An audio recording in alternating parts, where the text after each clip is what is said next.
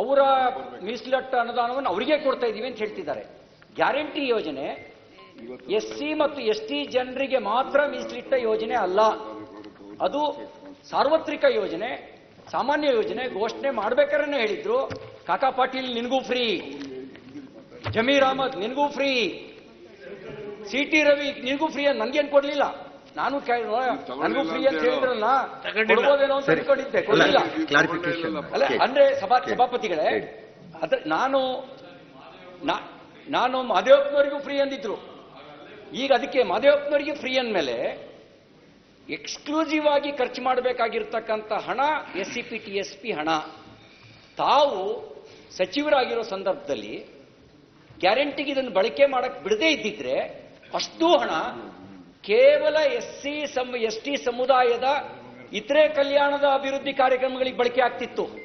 ನೀವು ಗಂಗಾ ಕಲ್ಯಾಣ 4 ಕೊಡೋದನ್ನು 40 ಕೊಡ್ಬೋದು, ಸ್ವಯಂ ಉದ್ಯೋಗ 4 ಕೊಡೋದನ್ನು 40 ಕೊಡ್ಬೋದು, ಭೂ ಒಡೆತನ ಯೋಜನಾ 2 ಕೊಡೋದನ್ನ 10 ಕೊಡ್ಬೋದು. ಸಾರ್ವತ್ರಿಕ ಉದ್ಧಾರ ಬೇಕಾ, ಅವರು ಯಾವಾಗಲೂ ಬೇಡ ಸ್ಥಿತಿಲಿ ಇಡಬೇಕಾ?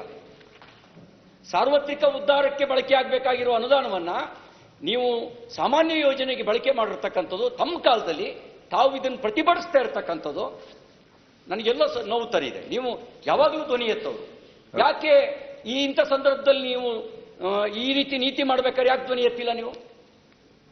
ನೀವ್ ಹೇಳಿ. ಅಷ್ಟು ಅನುದಾನ ಅಷ್ಟು ಅನುದಾನ ಆ ಸಮಾಜದ ಕಲ್ಯಾಣದ ಇತರೆ ಯೋಜನೆಗಳಿಗೆ ಬಳಕೆ ಆಗ್ತಿರ್ಲಿಲ್ವಾ? ಸರಿ, ನೀವು ಕೇಳಿದಿರಿ, ಅದಕ್ಕೆ ಉತ್ತರ ಕೊಡ್ತಾರೆ. 1 ನಿಮಿಷ.